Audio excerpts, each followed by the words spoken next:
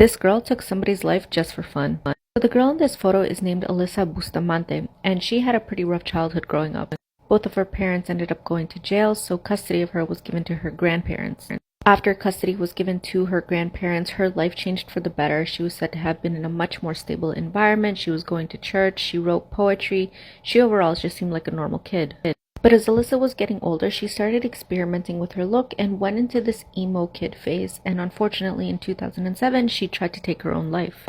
She would then spend the next 10 days in a mental institution, and she was also prescribed medication, but no matter how much she took, she still had a lot of depressive thoughts, and she would even mutilate herself.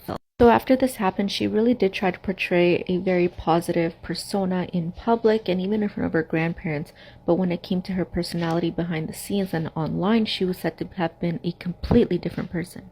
She was pretty active on Twitter and would constantly express her hatred towards authority and her joy in unaliving people. She also had a YouTube channel where she ended up uploading a video where she tried to convince her two younger brothers to touch an electric fence. And on October 21st, 2009, things took a very dark turn. This is Elizabeth Olton, and she was just 9 years old, and she was actually a neighbor of Alyssa's. She was said to have lived just 4 doors down.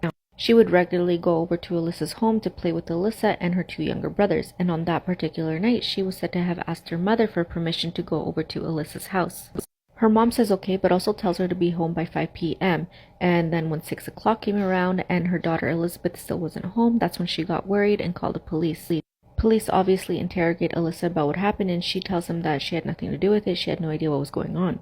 Police search the house, and in the backyard, they discover what seemed to be dug-up plots, but Alyssa just tells them that she likes to dig holes for fun.